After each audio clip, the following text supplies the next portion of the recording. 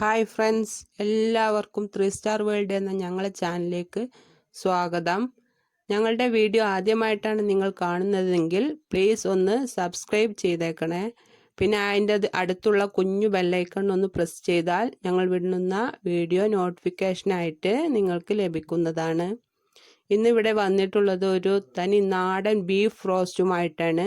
ഇതിന് വേണ്ടിയിട്ടുള്ള ഇൻഗ്രീഡിയൻസ് ആണ് പുതിനയില, ചെറിയ ഉള്ളി, ഇഞ്ചി വെളുത്തുള്ളി പേസ്റ്റ്, വലിയ ജീരകം, ഉലുവ, കാശ്മീരി മുളക് പൊടി, മല്ലിപ്പൊടി, അതുപോലെ തന്നെ കുരുമുളക് പൊടി.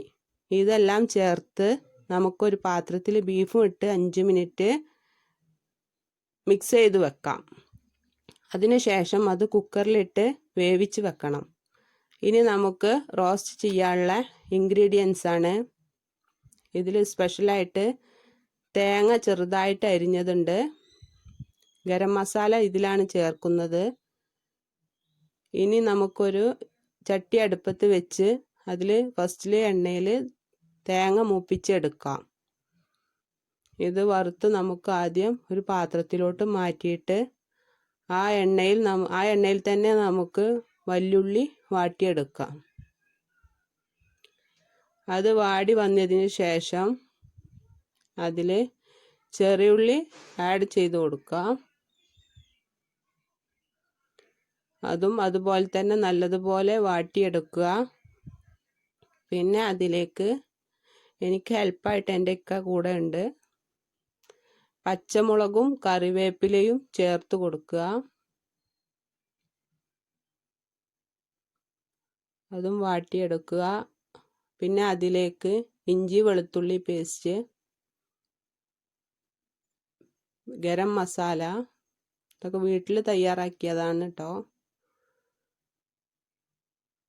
അതും ചേർത്ത് നല്ലതുപോലെ മിക്സ് ചെയ്തെടുക്കുക. ഇനി ഇതിലേക്ക് തക്കാളി ഇട്ട് കൊടുക്കുക. വളരെ പെട്ടെന്ന് തയ്യാറാക്കാൻ പറ്റിയ റോസ്റ്റാണ്. ഇനി ഇതിലേക്ക് മഞ്ഞൾപ്പൊടി, ഉപ്പ് ചേർത്ത് മിക്സ് ചെയ്തെടുക്കാം. ആവശ്യത്തിന് ഉപ്പിടുക. ബീഫ് റോസ്റ്റ് ആക്കുമ്പോൾ ഉപ്പ് ഇട്ടിട്ടുണ്ട്, അപ്പം ഇതിന് വേണ്ട ഉപ്പ് മാത്രം ഇട്ടാൽ മതി.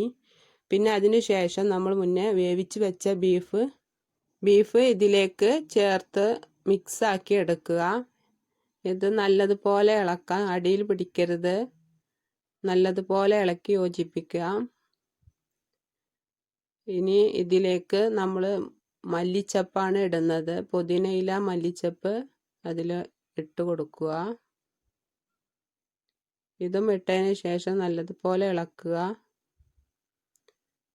ഇനി ഇതിലേക്ക് നമ്മൾ മുന്നേ വറുത്ത് കോരി മാറ്റി വെച്ച തേങ്ങ ഇട്ട് മിക്സ് ചെയ്ത് എടുക്കുക.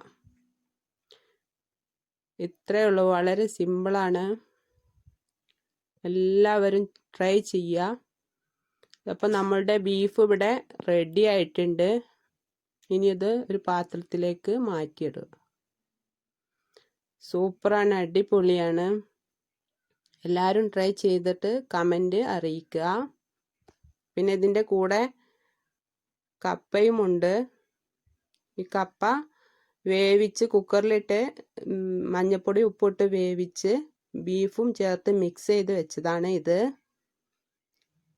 നല്ല അടിപൊളി സംഭവമാണ്. എല്ലാവരും ഉണ്ടാക്കി നോക്കണം. പിന്നെ ഞങ്ങൾക്ക് സപ്പോർട്ട് ചെയ്യുക, ലൈക്ക് ചെയ്യുക, കമൻറ്റ് ചെയ്യുക, ഷെയർ ചെയ്യുക. അപ്പോൾ അടുത്ത വീഡിയോയുമായിട്ട് വരാം. ബൈ.